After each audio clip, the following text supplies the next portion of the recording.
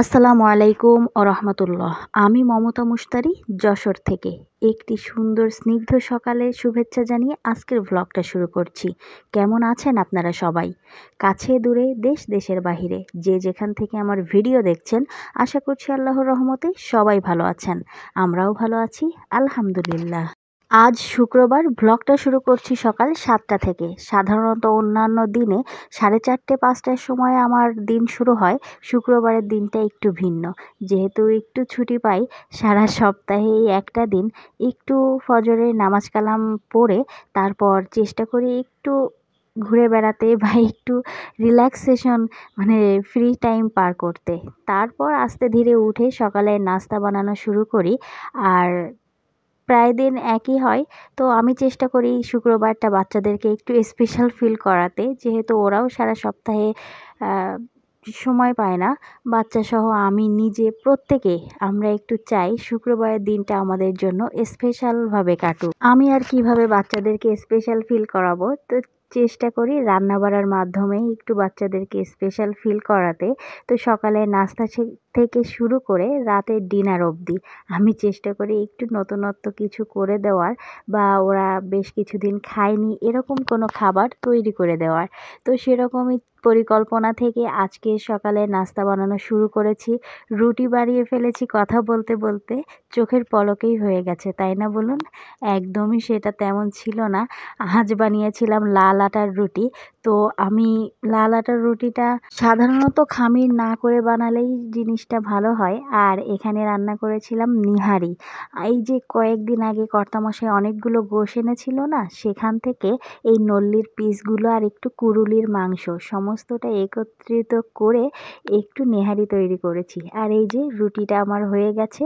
আর পাশে একটু দুপুরে খাবো সেই হিসাব করে একটু সকাল সকালই রান্না করেছি, একটু ছোলার ডাল রান্না করেছি চর্বি দিয়ে।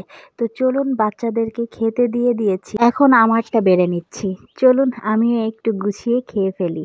বাচ্চাদেরকে নিরিবিলি খাইয়ে তারপর একেবারে নিরিবিলি আমি বসি খেতে। তা না হলে ওই খেতে বসলে এটা লাগবে ওটা লাগবে বারবার উঠতে না আমার ভীষণভাবে বিরক্ত লাগে। যেহেতু সকালের খাবারটা হেলদি ওয়েতে বলতে গেলে পেট ভরেই খেতে হয়, তো আমি চেষ্টা করি সকালের খাবারটা পেট ভরেই খেতে। আর সেটা সকলকে খাইয়ে দাইয়ে একটু হাতের কাজগুলো শেষ করে নিজের খাবারটা খাই ফ্রি হয়ে।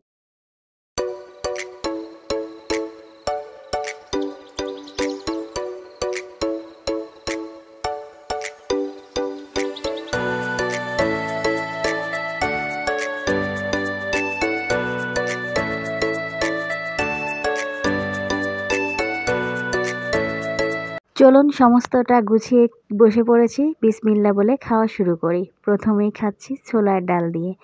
যা দারুণ হয়েছে না! বেশ অনেক দিন পর একটু ছোলার ডাল দিয়ে চর্বি দিয়ে এভাবে খাচ্ছি। জানি অনেকে এখন বলবেন খাবারটা মোটেও স্বাস্থ্যসম্মত না। তো ওই যে 6 মাস 9 মাসে একবার বা বছরে একবার খাই, তো এজন্য আর খুব একটা বেশি খাওয়া হয় না আমাদের এই জিনিসটা, যেহেতু বাচ্চারাই চর্বি জিনিসটা পছন্দ করে না। তো এজন্য আমাদেরও খুব একটা খাওয়া হয় না। নিহারিটা দিয়েও খেয়ে দেখলাম, জানেন তো দারুণ হয়েছে। আমরা আবার নিহারি একটু এই ঝোলঝোল টাইপটাই পছন্দ করি। সকালের খাওয়া দাওয়ার পরে কর্তামশাই একটু বাজারে গিয়েছিল, বাচ্চারাও ওর সাথে বাজারে গিয়েছিল। তো এই যে এই নুডলসটা দেখছি বাচ্চারা ইদানিং বেশ পছন্দ করেছে। আপনাদেরকেও একদিন রেঁধে দেখাবো কিভাবে আমি ওদেরকে এই নুডলসটা করে খাওয়াই। আর একটু বোরহানি খেতে মনে চেয়েছে। আমি এই রেডিমিক্স দিয়ে কখনো বোরহানি বানাইনি, এটাই প্রথমবারের মতো হবে। তো বানিয়ে দেখি কেমন হয়, আপনাদেরকেও ফিডব্যাক জানাবো ইনশাল্লাহ। আর আপনারা যদি কেউ বানিয়ে অলরেডি খেয়ে ফেলে থাকেন, তাহলে আপনারাও আমাকে ফিডব্যাক জানাতে পারেন আপনাদেরটার টেস্ট কেমন হয়েছিল। আপনারা আমাকে এটাও জানাবেন প্যাকেটের পিছনের মেনু যেভাবে দেওয়া আছে সেভাবে তৈরি করলে এটা বেশি মজা হয়, নাকি নিজেরা নিজেদের মতো করে যেভাবে বোরহানি হয় আর কি সেভাবে তৈরি করলে বেশি মজা হয়। তো বোরহানি খাওয়ার যে মূল উপকরণ পুদিনা পাতা ধনিয়া পাতা, সেটাই আনতে তারা ভুলে গেছে। তো যাই হোক, এটা এখন রেখে দেই, পরবর্তীতে যখন বোরহানি বানাবো তখন আবার ওইটা কাজে লাগানো যাবে। তো আর একটা জিনিস আপনাদেরকে দেখাই, এটা কিন্তু আমার কোনো পেইড প্রমোশনাল ভিডিও না, তারপরেও জিনিসটা আমার ভীষণ কাজে লাগে, যার জন্য আমি আপনাদের সাথে শেয়ার করছি। এই যে ম্যাগির যে ম্যাজিক মশলাটা, এটা না ভীষণভাবে কাজে লাগে। হঠাৎ করে মনে করুন আপনার ঘরে একটু ফ্রাইড রাইস খেতে ইচ্ছে করছে, তো এই মশলাটা দিলে আপনার ফ্রাইড রাইসের কাজ হয়ে যাবে। নুডলসের যেগুলো এগ নুডলস হয় সেগুলোর ভিতরে একটু দিতে পারেন। তারপরে বিভিন্ন ভাজা পোড়ার ভিতরে এগুলো দিয়ে ছিটিয়ে খেলে বেশ দারুণ লাগে। তার মধ্যে অনেকগুলো শাকসবজিও এনেছে। তো এগুলো সমস্তটা গুছিয়ে নিয়ে আমার সিঁড়ি ঘর ঝাড়ু দেওয়ার জন্য না, ঝাড়ু বা ঝাঁটা যেটাকে বলে সেটা ফুরিয়ে গেছে। আমি সাধারণত ঝাঁটা বা ঝাড়ু কিনেই ব্যবহার করি। তো আজ হঠাৎ করে কি হলো, মানে এই কাঠি আমাদের এখানে বিক্রি হয়। আপনাদের ওখানে বিক্রি হয় কিনা আমি জানি না। তা সেই কাঠিওয়ালা এসেছে, তো আমার কি মনে হয়েছে আমি আধা কেজি মতো কাঠি কিনেছি ঝাড়ুটাকে বানাবো তাই। আমার আম্মুকে দেখেছি আমি ঝাড়ু কিভাবে বানাই, তো নিজে হাতে কখনো বানানো হয়নি। তো দেখছি এখানে আমার যে একটা পাইপের অংশ আমি ওইটা কেটে নিয়েছি, আমার পুরানো যে ঝাড়ুতে ছিল সেটাই কেটে নিয়েছি। আর মাঝে একটা যে কাঠের অংশ থাকে সেটাকে খিল বলি আমরা। তো এই খিল আর ওই কাঠি আর এই পাইপের যে অংশ কাটাটা, এইটা দুইটা মাঝ বরাবর দিয়েই একটু চেপে দিয়ে সুন্দর মতো বাড়ি দিলেই কিন্তু আপনার ঝাড়ুটা তৈরি হয়ে যাবে। আমি যখন ঝাড়ু বানাচ্ছিলাম আর ভিডিও ক্লিপ নিচ্ছিলাম, তখন আমার বড় ছেলে এসে আমাকে জিজ্ঞাসা করছে, আম্মু তুমি ঝাড়ু বানানোর ভিডিও ক্লিপ নিচ্ছ? আমি বললাম হ্যাঁ। ও আমাকে আবার বলল যে তুমি হয়তো প্রথম ইউটিউবার যে কিনা ঝাড়ু বানানোর ক্লিপও ধারণ করছো। আমি বললাম সেটা তো আমি জানি না, তো হলে তো মনে হয় ভালোই হয়। সুইমিং পুলে? ও বাবা, এটা বলে সুইমিং পুল? এটা সুইমিং পুল? হ্যাঁ, এটা একটা বড় সুইমিং পুল। উড়ি সর্বনাশ।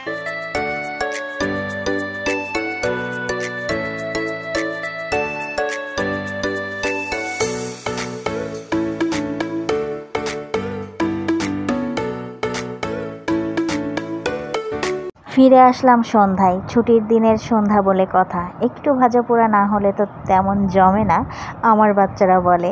আমার কাছেও সেটাই মনে হয়। তো কি ভাজা পোড়া করে দিব সেটাই ভাবছিলাম। দুপুরে যেহেতু বিরিয়ানি করেছি, এই জন্য তেমন ভারী কিছু করতে চাইছিলাম না। তো খুঁজে খুঁজে দেখলাম কিছু চিপস আছে, তো ভাবলাম সেটাকেই ভেজে দেই।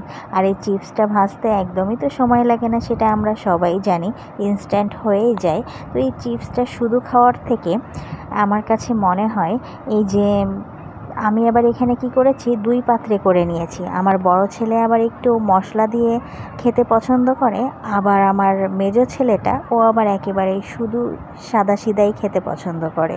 এই জন্য কী করলাম, 2 পাত্রে আলাদা করে নিলাম।